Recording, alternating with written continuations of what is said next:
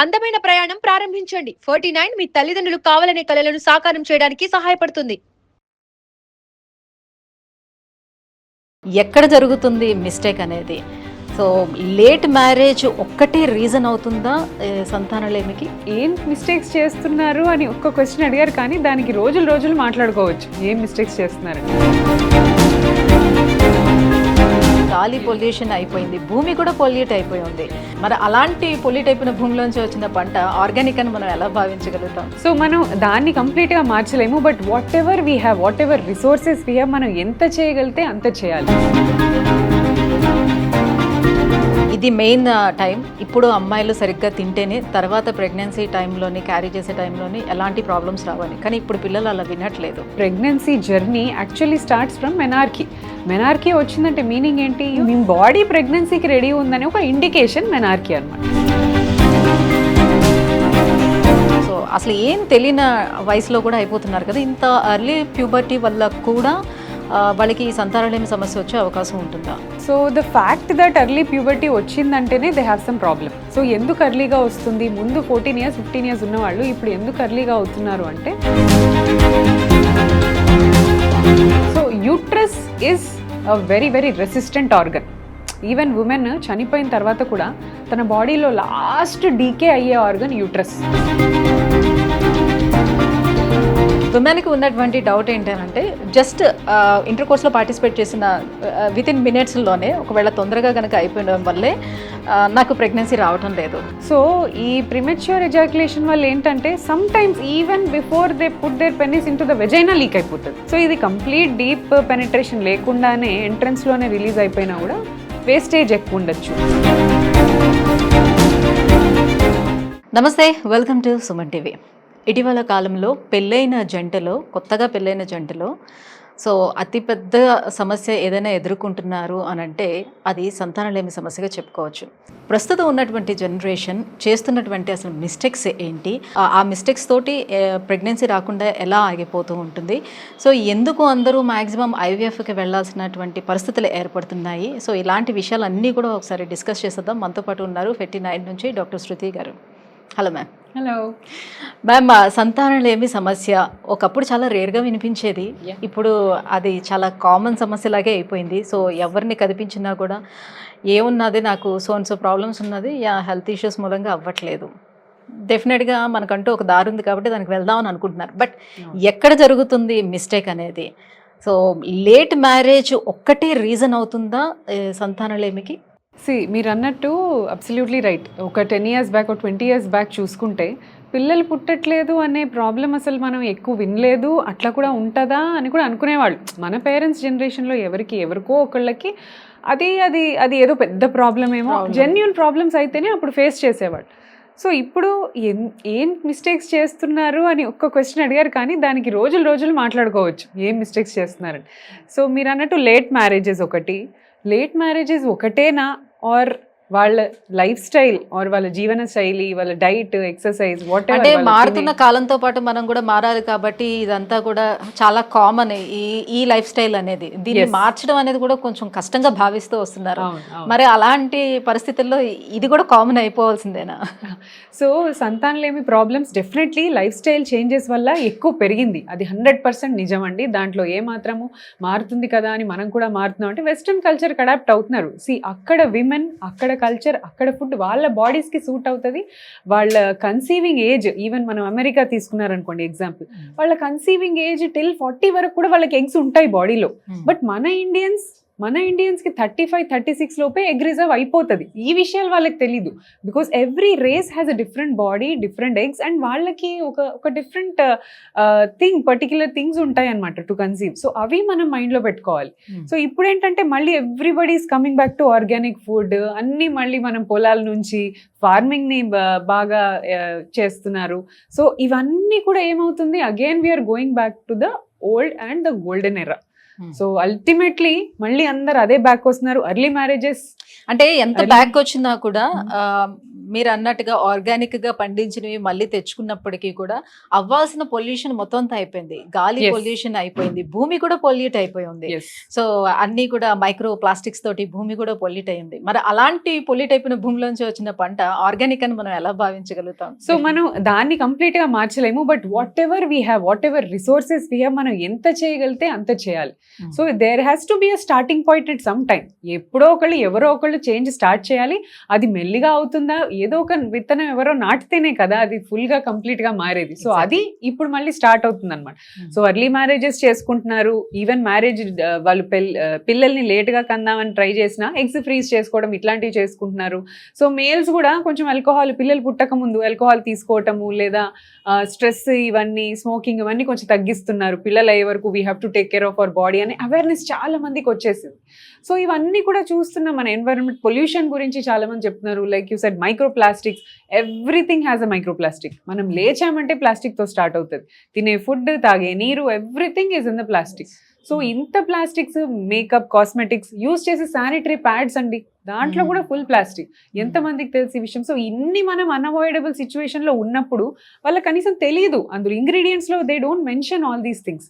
So ఇప్పుడు ఆడపిల్లలు మెనార్కేస్ అయిపోయిన వెంటనే వాళ్ళ బాడీ స్ట్రక్చర్ గురించి ఆలోచించే పరిస్థితి వచ్చేస్తుంది. సో అందంగా కనిపించడం కోసం వాళ్ళు అప్పటి నుంచి డైట్ ఫాలో అవ్వడం అనేది ఒక జీరో ప్యాక్ కావాలి అని అన్నట్టుగా.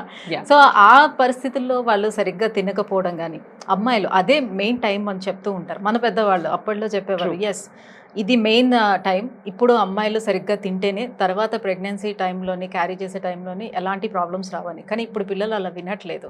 అండ్ ఇప్పుడు తీసుకునే ఫుడ్ కూడా అలా ఉండట్లేదు. ఇదే కారణం అనుకోవచ్చా? వాళ్ళు వేసుకునే బట్టల దగ్గర నుంచి వాళ్ళ స్లీప్ టైమింగ్స్ ఇవన్నీ కూడా ఎంత ఎఫెక్ట్ చేస్తున్నాయి అంటారు? Definitely it has a very important role, because your pregnancy journey actually starts from menarche. Menarche వచ్చిందంటే మీనింగ్ ఏంటి? You are legal eligible for pregnancy, not legally, but మీ బాడీ ప్రెగ్నెన్సీకి రెడీ ఉందని ఒక ఇండికేషన్ మెనార్కీ అనమాట. So ఈ menarche వల్ల అంటే మెనార్కీ రాగానే ఏమనుకుంటారు మీరు అన్నట్టు, ఓకే మనం మంచిగా మన ఫిగర్ మెయింటైన్ చేసుకోవాలి, కొంచెం మంచిగా కనిపించాలి. Important thing is your metabolism is very high during adolescence. మీరు ఎంత తిన్నా సరే it is digested. Just you have to take care that ఒక ఫిజికల్ యాక్టివిటీ, ఏదో ఒక ఫిజికల్ యాక్టివిటీ ఉండాలి. Girls should be encourage to participate in sports rather than using the phones or reels or anything. కొంచెం ప్రోగ్రెసివ్గా స్పోర్ట్స్లో engage అవ్వటము, anything which they are interested in. So they have to take a different route. And ఈ diet సరిగ్గా తినకుండా ఉండటం వల్ల leptin అనే హార్మోన్స్, జిఎన్ఆర్హెచ్ అనే హార్మోన్స్ ఇవన్నీ కూడా ఎఫెక్ట్ అయ్యే ఛాన్స్ ఉంటాయి, which are the main hormones for egg release. So and sleep timing, so everybody is sleeping late, everybody is sleeping very little because of the phones, nights shootamo, and just before sleep exposure to that blue light and also radiation and heat. Phone nunchi మూడు రకాల problems, ఒకటి blue light exposure, radiation and heat. ఈ మూడు కూడా బాడీకి మంచిది కాదు. It will disturb your sleep cycle, melatonin production అబ్నార్మల్గా ఫామ్ అవుతుంది, you won't have adequate rest. Even అట్లా పడుకున్నా కూడా బాడీ రిపేర్ మెకానిజమ్స్ యాక్టివేట్ కావు. So at least you have to put your phones aside 1 hour before going to sleep. అప్పుడు then you will have proper sleep and your body will be reset for the next day. So అబ్బాయిలకి tight wears వేసుకోవద్దు అని చెప్తూ ఉంటారు, but అది అమ్మాయిలకు కూడా వర్తిస్తుందా? అబ్బాయిలకి ఎందుకు టైట్ వేసుకోవద్దని చెప్తామంటే సింపుల్ రీజన్. ఇప్పుడు మన బాడీ ఆర్గన్స్ అన్నీ కూడా మన బాడీ లోపల ఉంటాయి. లివర్ లోపటే ఉంటుంది, హార్ట్ లోపలే ఉంది, స్టమక్, ఇంటెస్టైన్స్ అన్నీ లోపల ఉన్నాయి. బట్ మేల్స్లో testis are lying outside the body. ఎందుకు అని అంటే they can't even bear the body temperature. ఆ వేడి కూడా తట్టుకోలేవు టెస్టిస్, అందుకని they lie outside the body for cooler environments. So మనం మళ్ళీ టైట్ క్లోత్స్ వేసుకొని we are increasing the heat. If you pack yourself within tight clothes, your heat is generated between your thighs. Prolonged sitting ఏ కానివ్వండి, bike riding తీసుకోండి, లేదా standing for long hours. So ఇవన్నీ కూడా wearing tight clothes, ఇవన్నీ కూడా that will help increase the heat between your thighs. And ఈ temperatures మళ్ళీ టెస్టిస్ ఎఫెక్ట్ చేసి స్పర్మ్ ప్రొడక్షన్ ఎఫెక్ట్ చేస్తుంది. సో ఫీమేల్స్లో it's not like that. Ovaries are almost inside, but సమ్మర్స్లో avoid wear tight clothes for females తప్ప. వాళ్ళకి tight క్లోదింగ్తో effect అయ్యేది అనేది పెద్దగా ఏమి ఉండదు. సో ఇప్పుడు ప్రతి ఒక్కరికి కూడా ల్యాప్టాప్స్ లేకుండా పని జరగడం అనేది కష్టమైపోతుంది. ఒకప్పుడు ఐటీ కంపెనీస్ వాళ్ళు మాత్రమే యూజ్ చేసేవాళ్ళు, ఇప్పుడు ప్రతి ఒక్కరు చేస్తున్నారు. ఈవెన్ దో స్కూల్ డేస్ దగ్గర నుంచే వాళ్ళు యూజ్ చేయడం అనేది జరుగుతుంది. సో ఆ ల్యాప్టాప్స్ని దగ్గర పెట్టి ఎక్కువసేపు చూసి చేయడం కావచ్చు, లేకపోతే ఒళ్ళో పెట్టుకొని వర్క్ చేసుకోవడం కావచ్చు, ఇలాంటివి చేయటం వల్ల కూడా ఈ ఇబ్బందులు అనేవి వస్తాయా? దీనికి ఆ సంతానలేమి సమస్యకి అసలు సంబంధం ఉంటుందా లేదా? యా, సో చిన్న ఫోన్ తోటే మనకి ఇన్ని ప్రాబ్లమ్స్ వస్తుందంటే laptop has different equipment. So it's a bigger machine compare to the phone. So it's a bigger gadget. So దాంట్లో నుంచి వచ్చే రేడియేషన్ ఇంకా ఎక్కువ ఫోన్ కంటే. So radiation is again heat. Again men lap మీద పెట్టుకొని ల్యాప్టాప్తో వర్క్ చేస్తే definitely that radiations will pass to your testis. So మళ్ళీ టెస్టిస్లోంచి ప్రొడ్యూస్ అయ్యే స్పర్మ్స్కి ఎఫెక్ట్ అయ్యే ఛాన్స్ ఉంటుంది. సో ఫీమేల్స్లో మేల్స్లో ఏంటంటే టూ మచ్ ఆఫ్ రేడియేషన్. అన్నిటికంటే sensitive and delicate cells in the human bodies are eggs in the females and sperms in the males. ఎందుకంటే అవి daily they are the most delicate structures. So daily దాంట్లో multiplication జరుగుతూ ఉంటుంది. మన skin it is very strong cells స్కిన్లో. So వేరే organs అన్నీ కూడా స్ట్రాంగ్ ఉంటాయి, but these are the very delicate ones. So girls menarche time age ఇంతకు ముందు మనకి 14-15 ఇయర్స్కి చూసేవాళ్ళం, అది కాస్త 11-12 ఇయర్స్కి పడింది. ఇప్పుడు రీసెంట్ డేస్లో మనం చూసుకున్నట్లయితే 7 years ఓల్డ్ అమ్మాయిలు కూడా అయిపోతున్నారు. సో అసలు ఏం తెలియని వయసులో కూడా అయిపోతున్నారు కదా. ఇంత ఎర్లీ ప్యూబర్టీ వల్ల కూడా వాళ్ళకి ఈ సంతానలేమి సమస్య వచ్చే అవకాశం ఉంటుందా? So the fact that early puberty వచ్చిందంటేనే they have some problem. So ఎందుకు ఎర్లీగా వస్తుంది? ముందు 14 years 15 years ఉన్నవాళ్ళు ఇప్పుడు ఎందుకు ఎర్లీగా అవుతున్నారు అంటే, పిల్లలు కొంతమంది జంక్ ఫుడ్ చాలా తింటారు. సో అండ్ ఇప్పుడు తినే ఫుడ్లో lot of hormones, lot of injected hormones from the meet or maybe eggs are milk, అన్ని ఇంజెక్టెడ్ హార్మోన్స్ ఎక్కువ ఉన్నాయి. సో ఏం హార్మోన్ అది? Oestrogen hormone. ఈస్ట్రోజన్ హార్మోన్ ఎక్కువ ఎప్పుడైతే పెరుగుతుందో అప్పుడు సిగ్నల్ రిలీజ్ అయ్యి మెనార్కీ స్టార్ట్ అవుతుంది. సో ఇంతకుముందు ఫుడ్లో ఇలా ఆర్టిఫిషియల్గా ఇచ్చే హార్మోన్స్ ఇవన్నీ లేవు. అండ్ డైట్ కూడా వాళ్ళు ప్రాపర్ ఆర్గానిక్ ఫుడ్డే ఉండేది ఆ కాలంలో. ఇప్పుడేంటి జంక్ ఫుడ్లో ఆయిల్ అంటే ఏంటి? మళ్ళీ హార్మోన్స్, ఫ్యాట్. సో ఎంత ఫ్యాట్ ఎక్కువ ఉంటే హార్మోన్స్ ఎక్కువ రిలీజ్ అయిపోతూ ఉంటాయి. And again lot of plastics, అన్ని ప్లాస్టిక్ యూసేజ్ ఎక్కువ ఉంది. సో పొల్యూషన్ ఎక్కువ ఉంది. These all will disrupt your endocrine system. Endocrine system అంటే మన బాడీలో ఏ టైంకి ఏది జరగాలి అని సిగ్నల్ ఇచ్చే ఒక ఎండోక్రైన్ సిస్టమ్ అంటారనమాట. సో ఈ సిస్టమ్స్ ఈడీసీస్ అంటారు. సో మైక్రోప్లాస్టిక్స్, థైలైట్స్, బీపీఎస్ ఇవన్నీ కూడా they disrupt the endocrine system. So ఈ డిస్రప్షన్ జరగటం వల్ల అర్లీ మెనార్కీ రావటము, లావుగున్న పిల్లల్లో అర్లీ మెనార్కీ రావటం, హార్మోన్స్ బయట నుంచి excessive additional sources of hormones వస్తున్నాయి. హార్మోన్స్ ఎక్కువ అయ్యేసరికి లావు ఉండి మళ్ళీ పీరియడ్స్ తొందరగా రావటం. So this is the reason. So ఇప్పుడు ప్రెగ్నెన్సీ రాలేదంటే అందరి ఇళ్లలోనే ఒకటే వాదన కనిపిస్తూ ఉంటుంది. మా డేస్లోనైతే ఇలాంటి సమస్య మేము అసలు చూడనే లేదు. సో పెళ్ళవగానే ప్రెగ్నెన్సీ అనేది వచ్చేస్తూ ఉండేది. ఇప్పుడు దీనికోసమే చాలా కష్టపడుతున్నారు అని పెద్దవాళ్ళు మాట్లాడుతూ ఉంటారు. బట్ ఇంతకు ముందు అంతే హౌస్ వైఫ్స్గా ఉండేవారు లేడీస్ అందరూ కూడా, మ్యాక్సిమం లేడీస్. బట్ ఇప్పుడు మగవాళ్ళతో సమానంగా ఆడవాళ్ళు కూడా పరుగులు తీస్తున్నారు. అంతే స్ట్రెస్ కూడా క్యారీ చేస్తున్నారు. ఆ స్ట్రెస్తో పాటుగా వాళ్ళకు ఉన్నటువంటి కొన్ని హ్యాబిట్స్, మగవాళ్ళకు ఉన్నటువంటి కొన్ని హ్యాబిట్స్ వీళ్ళు కూడా క్యారీ చేస్తున్నారు. రైట్? సో ఈ స్ట్రెస్ అనేది, ఈ హ్యాబిట్స్ అనేది ఎలాంటి రోల్ ప్లే చేస్తాయి? అసలు బాడీలో ఏం జరుగుతుంది ఒకవేళ విమెన్ కనుక అలాంటి బ్యాడ్ హ్యాబిట్స్ ఉన్నట్లయితే? Yeah, so women absolutely have an equal chance to be the director or to be the CEO of a company or to do something. They have an equal chance, but do not compromise your fertility. మీరు చేయాల్సింది చేసుకోండి. Women is an independent, financially ఇండిపెండెంట్గా ఉండాలని అనుకుంటున్నారు అందరూ. They don't want to depend on their husbands or their fathers anymore. So financial independence ఉండటం చాలా మంచిది, కానీ not at the cost of your fertility. So ఇక్కడ వీళ్ళు ఆలోచించింది ఏంటంటే, నేను ఎందుకు తొందరగా పెళ్లి చేసుకోవాలి, నేను ఎందుకు పిల్లల్ని కనాలి, నేను కూడా మంచిగా తర్వాత ఎప్పుడో చేసుకుంటాను. But your body is different. Please listen to your body sometimes. So మీ బాడీలో, మన ఇండియన్ విమెన్లో ఎగ్ నంబర్స్ 33 నుంచి 35లో ఎగ్జాషన్ మొదలైపోద్ది. సో నంబర్ ఆఫ్ ఎగ్స్ తగ్గుతూ వస్తాయి, క్వాలిటీ ఆఫ్ ద ఎగ్ తగ్గుతూ వస్తుంది, ఛాన్స్ ఆఫ్ ప్రెగ్నెన్సీస్ తగ్గుతూ వస్తాయి. సో 30 తర్వాత మీ ప్రెగ్నెన్సీ ఛాన్స్ ఆల్మోస్ట్ ఒక 60% డ్రాప్ అవుతుంది. Then after 35 or 40 it will drop to almost 80-90% drop అయిపోతుంది. సో ఇవన్నీ మీరు మైండ్లో పెట్టుకోవాలి.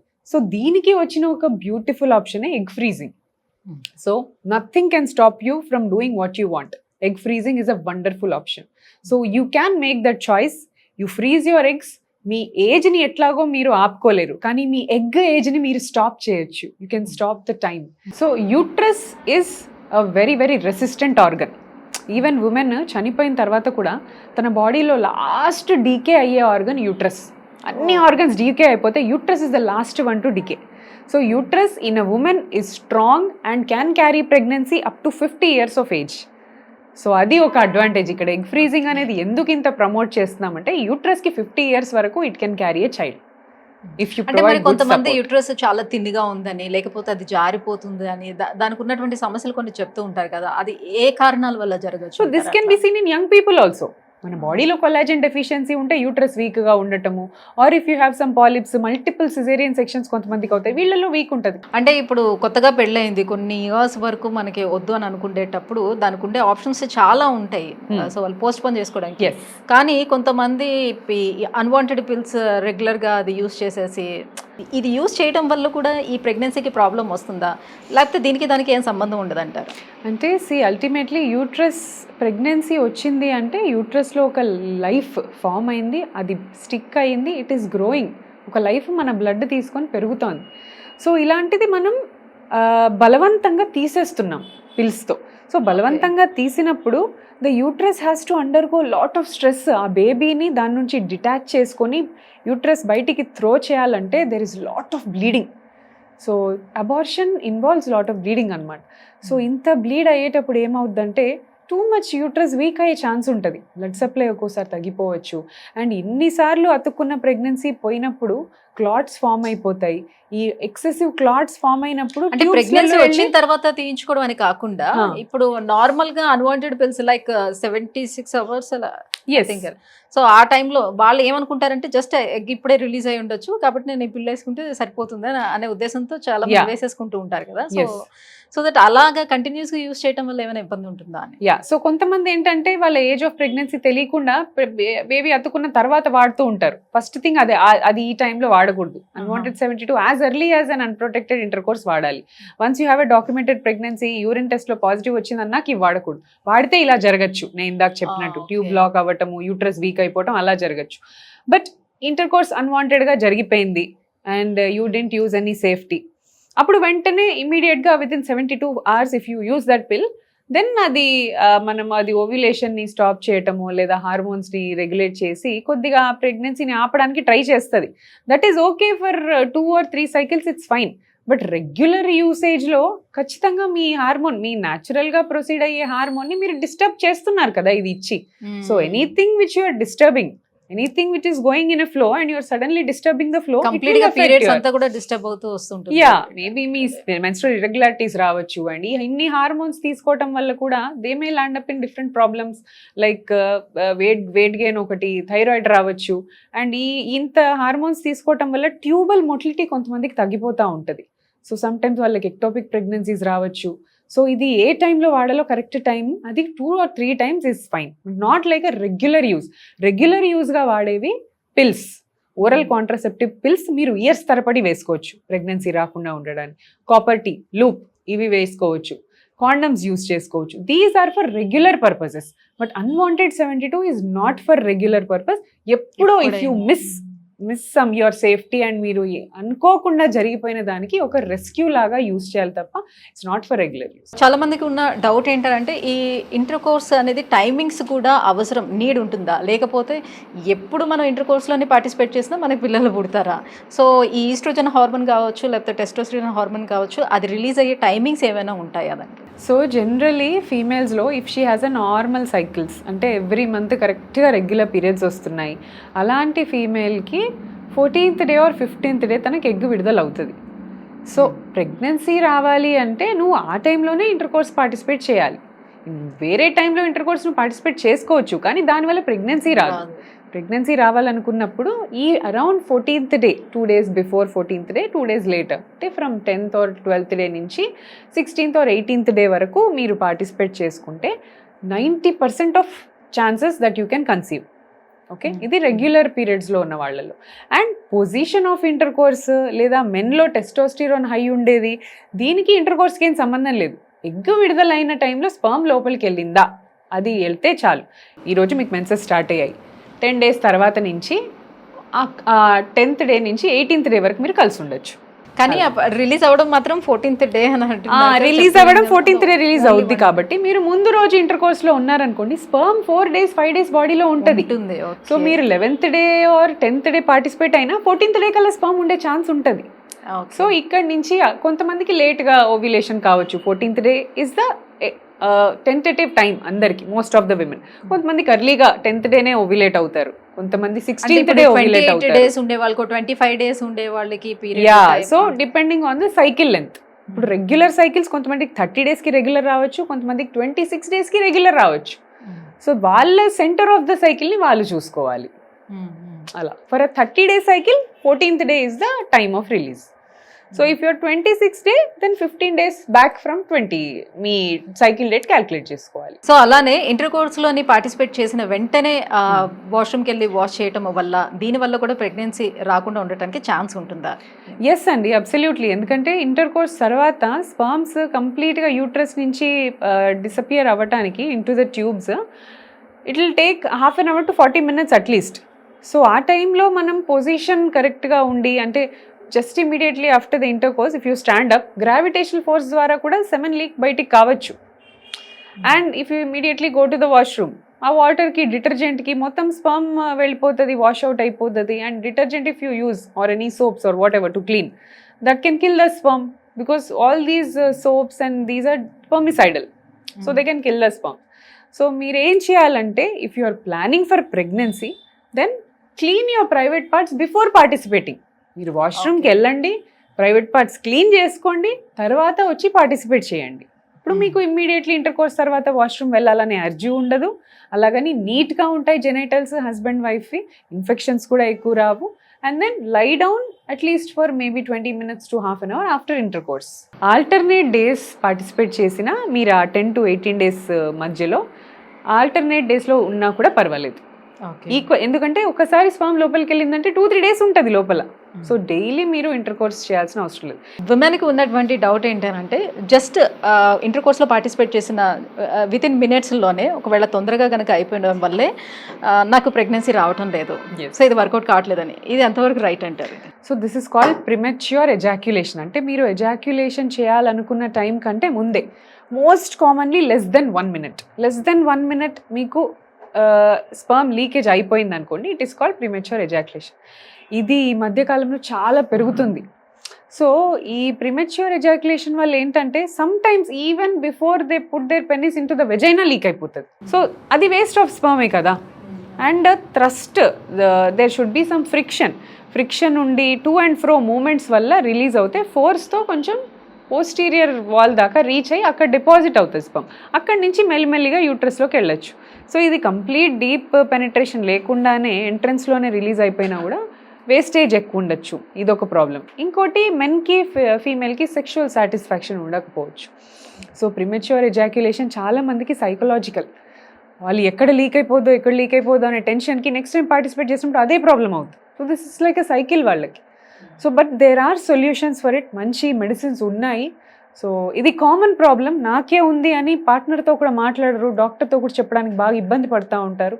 But you have beautiful solutions for. First underline cause, ఎందుకు ప్రిమెచ్యూర్గా ఎజాక్యులేషన్ అవుతుంది, షుగర్ ఉందా, నర్వ్ వీక్నెస్ ఉందా, ఏది ఉంది చెక్ చేసుకుంటే you can improve your sexual life. Right.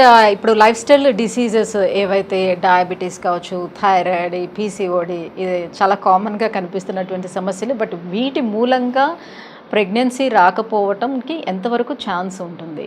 వీటి మూలంగా ప్రెగ్నెన్సీ రాకపోవడానికి చాలా ఛాన్సే ఉంటుంది. So PCOD is nothing but lifestyle disorder, purely lifestyle disorder. Only 10% of the ఫీమేల్స్లో జెనెటిక్ కారణం, అంటే జీన్స్లో ఉండటం వల్ల వస్తుంది. కానీ 90% విమెన్లో అది మీరు తినే తిండి వల్ల, మీరు ఫాలో చేసే లైఫ్ స్టైల్ వల్ల మాత్రమే వచ్చిన డిజీజ్ అన్నమాట. సో ఏమవుతుంది, when you don't exercise, when you don't eat, when you don't sleep, stress hormones, steroids బాగా రిలీజ్ అయిపోతాయి బాడీలో, and you gain weight. There is excessive fat accumulation and me insulin resistance అనేది పెరుగుతుంది. Insulin is a very beautiful hormone, equally dangerous hormone. So ఈ insulin resistance ఎప్పుడైతే start అవుతుందో మీ body fat absorb అవ్వదు, అంటే కట్ అవ్వదు అనమాట, ఫ్యాట్ కటింగ్ జరగదు.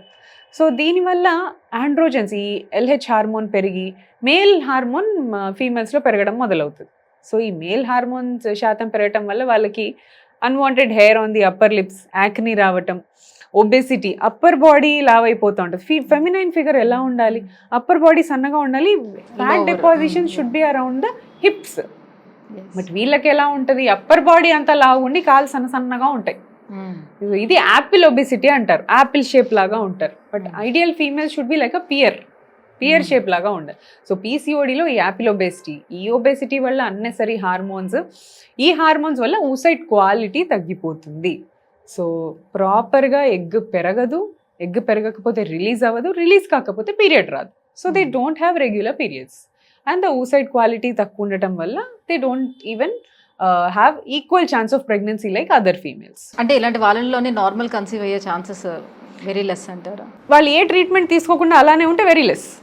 If they try to correct their life style, because life style correct చేసుకున్న, అది లైఫ్ స్టైల్ డిసార్డర్ కాబట్టి లైఫ్ స్టైల్ కరెక్ట్ చేసుకున్నారంటే ఇమ్మీడియట్గా మీరు మంచిగా కన్సీవ్ అవుతారు. But do not delay. నాకు PCOD కాదేమో, చాలామంది ఒప్పుకోరు. స్కాన్లో నీకు PCOD ఉందమ్మంటే నాకు PCOD ఏం లేదు మేడం అంటే ఎవరికైనా ఒప్పుకోవడం ఇష్టం ఉండదు. But that is a fact. మీరు ఎంత తొందరగా అట్లీస్ట్ 3 or 6 months కష్టపడండి, వెయిట్ లాస్ ఒక్క 5% వెయిట్ లాస్ అయినా కూడా కన్సీవింగ్ ఛాన్సెస్ డబుల్ అవుతాయి వాళ్ళల్లో. సో ఎక్సర్సైజ్, డైట్ చేసే వండర్స్ PCODలో మెడిసిన్ కూడా చేయదు.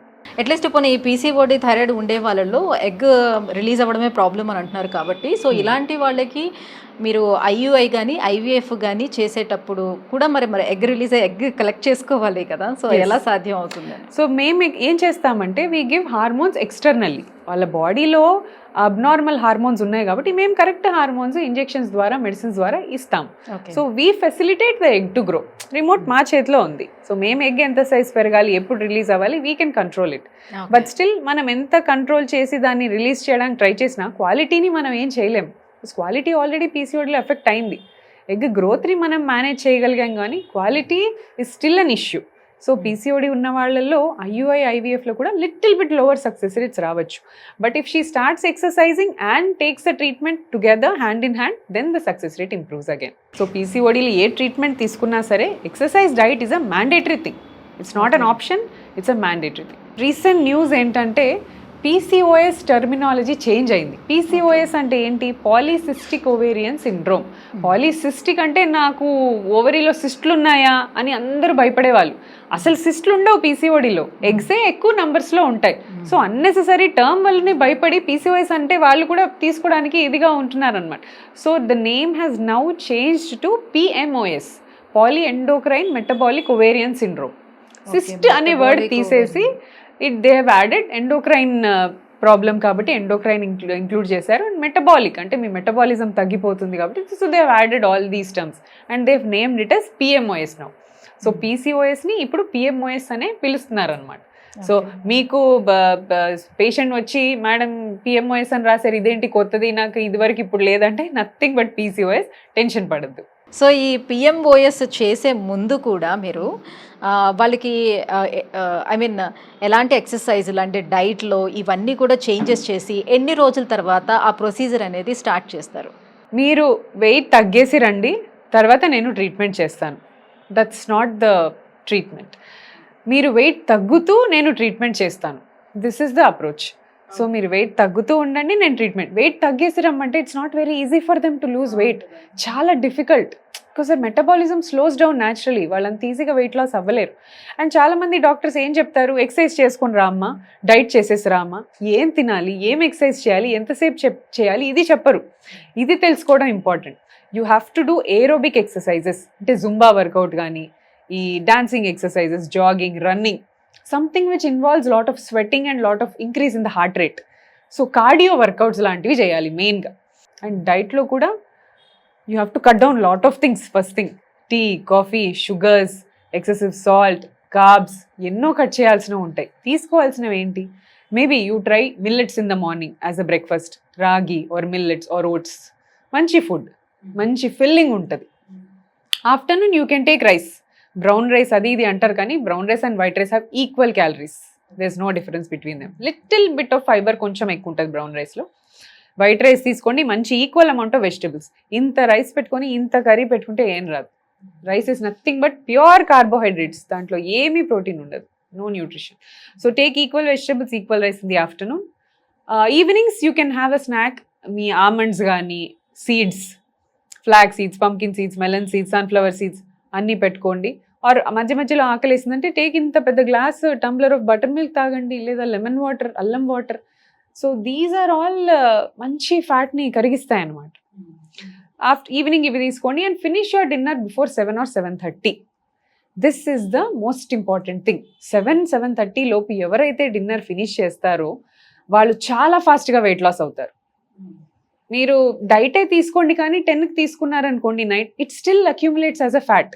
ఇప్పుడు మీరు 7కి తిన్నప్పుడు పడుకోవటం 10కి పడుకుంటారు, అప్పటికి కంప్లీట్గా డైజెస్ట్ అయిపోతే this nothing left to build as a fat. So ఈ సింపుల్ చేంజ్ చేసి చూడండి, you will have wonderful weight loss results. So అప్పటికే వాళ్ళకి పిల్లలు కలగట్లేదనే స్ట్రెస్ బాగుంటుంది, మేల్ అండ్ ఫీమేల్ ఇద్దరిలో కూడా ఉంటుంది. అండ్ మోర్ ఓవర్ మీరేంటంటే ఆ హార్మోన్స్ రిలీజ్ అవ్వడానికి ఇంజెక్షన్స్ అవి ఇస్తారు, బాగానే ఉంటుంది. కానీ ఇప్పుడు కూడా నేను ఐఏ చేయించుకుంటే కూడా నేను కన్సీవ్ అవుతానా లేదా, ఇది సక్సెస్ అవుతుందా లేదా, లేకపోతే ఐవీఎఫ్ చేయించుకున్నా నాకు ఇది సక్సెస్ అవుతుందా లేదా, డెఫినెట్గా ఈసారికి ఈ స్ట్రెస్ కూడా వాళ్ళలో ఉంటుంది కదా. ఈ స్ట్రెస్ ఉండేటప్పుడు ఆ హార్మోన్స్ ఇంజెక్షన్స్ ఇవ్వడం వల్ల కూడా ఉపయోగం ఏమైనా ఉంటుందా? ఆ స్ట్రెస్లో మీరు అనుకున్నట్టుగా వాళ్ళ అవుట్పుట్ అసలు వస్తుందా, ఎగ్స్ అనేది తీసుకోగలుగుతారా, వీళ్ళ నుంచి స్పర్మ్ అనేది అసలు కలెక్ట్ అవుతుందా లేదా? So generally IUI IVF marriage అయినా షార్ట్ డ్యూరేషన్ ఆఫ్ ఫర్టిలిటీ, అంటే ఒక 3 to 4 years ఆఫ్ ఇన్ఫర్టిలిటీ ఉంది అంతే, మ్యారేజ్ అయ్యి అంతే టైం ఉందంటే యంగ్ కపుల్ త్వరగా వచ్చిన వాళ్ళకి సక్సెస్ బాగా అయిపోతుంది, ఫస్ట్ సైకిల్లో వెంటనే సక్సెస్ అయిపోతుంది. బట్ వెన్ దే కమ్ చాలా లేట్గా 8 years 10 years తర్వాత వచ్చి ఐయుఐలో ఐవీఎఫ్ చేయించుకున్నప్పుడు ఫీమేల్ ఏజ్ ఎక్కువ అయిపోతుంది. So female age is the deciding factor for your success. So female age more than 30-35 ఉంటే కొద్దిగా ఈక్వాలిటీ అన్నీ డ్రాప్ అవుతాయి. So when you take lot of injections, ఆ ఫీమేల్కి చాలా భయం ఉంటుంది, ఇప్పుడు నాకు పీరియడ్ వస్తుందా లేదా, they won't even sleep some times.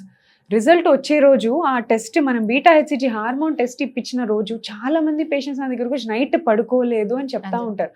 Lot of stress, ఈ స్ట్రెస్ హార్మోన్స్ వల్ల కూడా రిజల్ట్ ఎఫెక్ట్ కావచ్చు. There is a decrease in the success rate by 2 or 3% if you are under stress. And ఇంకొక beautiful thing, IVF IUI fail అయిన వాళ్ళు తర్వాత కొంచెం break తీసుకొని రండి 2 months అని వాళ్ళని పంపించేస్తాం. వెంటనే ట్రీట్మెంట్స్ కాకుండా ఒక 2 months బ్రేక్ తీసుకొని రండి, వెకేషన్కి వెళ్ళరండి, కన్సీవ్ అయ్యి వచ్చేస్తారు. ఎందుకంటే they don't have stress. But మనం ఐయుఐ సైకిల్లో ఇచ్చిన మెడిసిన్స్ యాక్ట్ చేస్తూ ఉంటాయి బాడీలో, they have an effect for 2 to 3 months ఉంటాయి ఈ మెడిసిన్. సో అట్లా మెడిసిన్ పనిచేసింది వాళ్ళకి, అండ్ స్ట్రెస్ లేదు, మంచిగా కన్సీవ్ ప్రెగ్నెన్సీ రిపోర్ట్స్తో వస్తారు. So we wantedly give them that break, ఆ స్ట్రెస్ వాళ్ళు ఫీల్ అవ్వరని. So this is the impact of stress on fertility. Yeah, ఇప్పుడు ట్రీట్మెంట్స్ విషయానికి వస్తే ఐయుఐ అనేది ఎవరికి సూటబుల్, ఐవీఎఫ్ అనేది ఎవరికి suitable? Yeah, so not for everybody, every couple has a different treatment. మీ బాడీ, మీ డిఫరెంట్ టైలర్, మీ మెజర్మెంట్స్ సపరేట్గా ఉంటాయి. అలాగే natural conception with regular cycles ఉండి, స్పర్మ్ కౌంట్ నార్మల్ ఉండి అన్నీ బాగున్న వాళ్ళకి న్యాచురల్ సైకిల్, జస్ట్ మ్యారేజ్ అయ్యి 1 or 2 years అయిన వాళ్ళకి న్యాచురల్ సైకిల్స్ చూస్తాం. Just you give treatment, fertile window ఏంటి, ఏ టైంలో మీరు కలిసి ఉండాలి, ఈ 2-3 days ఆర్ ఫర్టైల్ డేస్, మీకు ఎగ్ రిలీజ్ అయ్యే టైం ఇప్పుడు ఉందని చెప్పి పంపిస్తే చాలు, అంతవరకు. నెక్స్ట్ ఐయుఐ ఎవరికి చేస్తామంటే, కొంతమంది ఫీమేల్స్ అండ్ మేల్స్ ఇంటర్ కోర్స్లో కంఫర్టబుల్ ఉండరు. So wife will have lot of pain, అది ఎన్ని సంవత్సరాలైనా పోదు, దాన్ని వెజైనిస్మస్ అంటారు. Little bit of psychological factor కూడా ఉంటుంది, అది జస్ట్ భయం. వాళ్ళకి వెజైనా నారో ఉండటమో, వెజైనా ఏదో ప్రాబ్లం ఉందని కాదు, బట్ వాళ్ళకి some past disturbance or something, they just fear the intercourse ఫీలింగే ఇది చేస్తారు, they can't allow man. So ఇలాంటి వాళ్ళకి ఏం చేస్తాం, మనం అనస్థీషియా ఇచ్చి ఐయుఐ ప్రొసీజర్ ద్వారా స్పర్మ్ పెట్టచ్చు. సో అది హస్బెండ్కి కూడా, అంటే ఇంటర్ కోర్స్ చేయాలని ప్రెషర్, వైఫ్ అంతా సఫర్ అవుతుంటే వాళ్ళు చూడలేరు. సో ఇది ఒక కండిషన్, మనం ఐయుఐ చేస్తాం. కొంతమంది ఆలిగోస్పర్మియా అంటే లో స్పర్మ్ కౌంట్స్ ఉన్న వాళ్ళల్లో కూడా between 10 to 15 million sperm count ఉన్న వాళ్ళల్లో ఐయుఐ సూటబుల్. అలాగే న్యాచురల్ సైకిల్స్ ట్రై చేసి 4-5 times ఫెయిల్ అయిందంటే నెక్స్ట్ ఒక బిగ్గర్ మెథడ్ లాగా ఐయుఐ చేసుకుంటాం. ఐయుఐలో మొటైల్ స్పర్మ్స్ మాత్రమే తీసి గర్భసంచి లోపల దాకా ఎక్కిస్తాం. సో స్పర్మ్ వేస్టేజ్ అయిన వాళ్ళు అక్కడి నుంచి అనుకున్న అదే వాళ్ళు ఇదాలి మళ్ళీ. అక్కడి నుంచి అదే వెళ్ళాలి అదే. అంతే. సో ఇలాంటి వాళ్ళు IUI చేస్తాం. కొంతమందికి HIV ఉంటుంది, వైఫ్కి ఉండదు, హస్బెండ్కి ఉంటుంది. ఇంటర్ కోర్స్ అయితే వైఫ్ కూడా HIV రావచ్చు. Yes. సో వీళ్ళల్లో కూడా స్పర్మ్ తీసి వాష్ చేసి కొంచెం డిస్కార్డెంట్ కపుల్స్ లో కూడా మనం IUIs చేసుకోవచ్చు. ఓకే. IVF అనేది ట్యూబల్ బ్లాక్స్ కి there is no other treatment other than IVF. So HIV ఉన్నా కూడా స్పర్మ్ యూజ్ చేసుకోవచ్చు. ఎస్. సో బాగా స్పర్మ్ వాషింగ్ అండ్ ఎంత వాళ్ళకి ట్రీట్మెంట్ లో ఉండాలి హస్బెండ్ అంటే full blown complete last stage of HIVలో సివియర్ వైరల్ లోడ్ ఉన్న వాళ్ళలో కాకుండా వాళ్ళు ఆన్ ట్రీట్మెంట్ ఉంటారు, వాళ్ళకి వైరల్ లోడ్ తగ్గుతుంది, అప్పుడు you can use that sperm. మంచి వాష్ చేసి వేసేయచ్చు అనమాట. So IVF treatment is for tubal blocks and severe oligospermia like less than 5 million counts ఇవన్నీ ఉన్న వాళ్ళల్లో IVF చెప్తాం. And few couples 11 years 15 years marriage అయిపోతుంది, ఏ ట్రీట్మెంట్స్ వర్క్ చేయట్లేదు అన్న వాళ్ళకి IVF చేస్తాం. Very very low egg count, లో AMH వీళ్ళల్లో కూడా IVF is a preferred option because they don't have time. మనకు అంత మంత్స్ టైం లేదు ట్రీట్మెంట్ తీసుకోవడానికి. నీకు టైం ఓన్లీ 2-3 months ఉంది, ఎగ్జాస్ట్ అయిపోతే అందులోపు ఆ 2-3 months లో బెస్ట్ ట్రయల్ IVF ఇవ్వచ్చు మీరు. ఓకే. ఇక్సీ అంటే ఏంటి మరి? ఇక్సీ అనేది కూడా వినిపిస్తుంది. IVF ICSI one and the same, but రెండిట్లో చిన్న చిన్న డిఫరెన్సెస్ ఉంటాయి. అది ఎంబ్రియాలజిస్ట్ చేసే విధానము అంటే స్పర్మ్ ని ఎగ్ లోపలికి పంపించే టెక్నిక్ ని ఇక్సీ అంటారు. సో మనకి న్యాచురల్ గా స్పర్మ్ ఎగ్ ఒక్కొక్కసారి కలుసుకోవు చాలా మంది కపుల్స్ లో, ఫర్టిలైజేషన్ ఫెయిల్యూర్స్ ఉంటాయి, ఎగ్ క్వాలిటీ బాగాలేకపోవటము లేదా స్పర్మ్ హెడ్ షార్ప్ లేకపోవటము, వీటి వల్ల స్పర్మ్ అండ్ ఎగ్ మీట్ కావు. సో అప్పుడు ఎంబ్రియాలజిస్ట్ ఏం చేస్తారు, మనం స్పర్మ్ కలెక్ట్ చేసుకుంటాం, ఎగ్ కలెక్ట్ చేసుకుంటాం, స్పర్మ్ ని డైరెక్ట్ గా ఎగ్ లోపలికి పియర్స్ చేసి పంపించేస్తాం. సో అప్పుడు బేబీ ఫామ్ అయిపోతుంది. సో ఇది ఇక్సీ. అంటే ఈ స్పర్మ్ మార్ఫాలజీ చాలా మందికి బాగుండదు, ఇలా ఉండకపోవడానికి రీజన్స్ ఏమై ఉండొచ్చు అంటారు? కౌంట్ మోటిలిటీ దేని వల్ల ఎఫెక్ట్ అవుతుందో మార్ఫాలజీ కూడా అంతే. There is no separate reason morphology వీళ్ళు ఇందుకు వల్ల మార్ఫాలజీ ఎఫెక్ట్ అయిందని కాదు, కానీ all the 3 parameters are affected. Varicocele, infections, తర్వాత same like prolong bike ridings, your lifestyle, alcohol smoking, all can affect the morphology also. Few genetic conditions, కొన్ని genetic conditions ఉంటాయి. So IUI and IVF వీటిలో success rate అనేది ఎలా ఉంటుంది? Treatment procedure అనేది ఏమైనా painful గా ఉంటుందా? యా, సో IUI కి IVF కి చాలా తేడా ఉంది, జమీన్ ఆస్మాన్ కా ఫరక్ హై. IUI success rates are 12 to 15% అండి. అంటే 10 మందికి IUI చేస్తే 1 or 2 couples can get pregnant in IUI. అదే IVF success rates are around 60 to 65%. 10 మంది కపుల్స్కి IVF చేస్తే 6 to 7 couples can get pregnant. So that is the difference. Treatment కూడా తీసుకునే వాళ్ళు పెయిన్ఫుల్ గా ఉంటుందా ఈ ట్రీట్మెంట్ అనేది? ట్రీట్మెంట్ అయిపోయిన తర్వాత కూడా వాళ్ళు ఏమైనా మెడికేషన్ లో ఉండాల్సిన నీడ్ ఉంటుందా? IUI ఈజ్ పెయిన్లెస్ టెక్నిక్ అండి. చాలా సన్న క్యాథెటర్ పంపిస్తాం స్పర్మ్స్ ని. So IUI is painless. But IUI చేసిన తర్వాత ఒక 15 days మనం లూటియల్ ఫేజ్ సపోర్ట్ ఇవ్వాలి, ఎందుకంటే progesterone is a maintaining hormone అన్నమాట ప్రెగ్నెన్సీకి. సో IUI ప్రొసీజర్ తర్వాత ప్రొజెస్ట్రాన్ కొన్ని డేస్ ఇస్తే ఆ టైంలో బై ఛాన్స్ ప్రెగ్నెన్సీ వచ్చినా this progesterone will help maintaining it without early abortions. IVF లో చాలా ప్రెషియస్ గా ఒక ఎంబ్రియోని తీసి పెట్టాం కాబట్టి IVF లో మెడికేషన్స్ కొంచెం ఎక్కువ ఉంటాయి. అండ్ IVF బిఫోరా లేకపోతే ఆఫ్టర్? బిఫోర్ ద ట్రీట్మెంట్ మీరు ఇంజెక్షన్స్ తీసుకోవాలి, మెడిసిన్స్ తీసుకోవాలి to prepare your egg. After the treatment to maintain the pregnancy. So రెండు before the treatment, after the treatment medications ఉండాలి, ప్రిపరేషన్ కావాలి, అండ్ దెన్ మనకి రిజల్ట్ వచ్చిన తర్వాత మెయింటెనెన్స్ కావాలి. IVF చేయించుకున్న తర్వాత ఫెయిల్ అయితే మళ్ళీ అగైన్ చేయించుకోవటానికి మధ్యలో వాళ్ళు ఏమైనా కొంత గ్యాప్ తీసుకోవాల్సిన అవసరం ఉంటుందా? అవసరం లేదండి. If they financially ready, if she's emotionally ready, అన్నీ బాగున్నాయి, క్లినికల్గా మనం స్కాన్ చేసి చూసాం, ఎగ్స్ అన్ని కరెక్ట్గా ఉన్నాయి, సైజెస్ ఓకే ఉన్నాయి అంటే immediate next cycle also she can do the second IVF. Okay, no need of break. Already ఇప్పుడు ఎగ్స్ ఫ్రీజ్ చేసుకునే వాళ్ళు ఉండొచ్చు, ఒకవేళ వాళ్ళ స్పర్మ్ ఫ్రీజ్ చేయకపోయి ఉండొచ్చు. సో అలాంటి టైంలో ఎలా ఉండొచ్చు అంటారు? రిజల్ట్ అనేది ఎలా ఉండొచ్చు? వీళ్ళు మళ్ళీ ఇవ్వాల్సిన నీడ్ ఉండదు కదా ఎగ్స్? నో, మనం స్పర్మ్ కరెక్ట్ దొరికినప్పుడే ఎగ్స్ని థా చేస్తాం. Stable, either she get married, stable partner ఉన్నారు, హస్బెండ్ మ్యారేజ్ అయింది, సర్టిఫికేట్ చూపించారు, స్పర్మ్ తీసుకున్నాకనే ఎగ్స్ బయటికి తీస్తాం. సో ఫైనల్లీ IUI IVF చేయించుకుందాం అని అనుకునే వాళ్ళకి మీరు ఇచ్చేటువంటి బెస్ట్ మెసేజ్ ఏంటి? సో ట్రీట్మెంట్స్కి ఫస్ట్ భయపడకండి. IUI IVF is nothing artificial, completely అవి మీ గ్యామెట్సే, there is no mismatch. మనకు ఆర్ఐ విట్నెస్ కార్డ్స్ ఉన్నాయి, అండ్ దెన్ ఈ సిస్టమ్స్ అన్నీ కూడా they prevent the miss match. So we have that clarity and we have the best success rates. And ఇంకోటి ఏంటంటే ప్రిపేర్ యువర్ సెల్ఫ్. మీరు ట్రీట్మెంట్కి వచ్చే కంటే ముందే prepare your body and come, so that మీరు అన్నీ ముందే ఎవాల్యుయేట్ చేసుకుని మీ బాడీని ప్రిపేర్ చేసుకుని వచ్చారంటే సక్సెస్ రేట్స్ చాలా మంచిగా చేసుకోవచ్చు. సో అందరూ వచ్చిన అప్పటి వరకు ఆలోచించరు. డైట్ అండ్ ఎక్సర్సైజ్ డాక్టర్స్ చెప్తే తప్ప చాలా మందికి అర్థం కావట్లేదు. ముందే మీరు అవన్నీ చేసుకుంటూ వస్తే మాకు 50% జాబ్ తగ్గుతుంది అండ్ సక్సెస్ తొందరగా ఇవ్వచ్చు. రైట్. సో మంచి lifestyle, exercise, proper sleep, ఇవి తీసుకోండి. These 3 things, diet, exercise, sleep, ఇవి మంచిగా చూసుకోండి.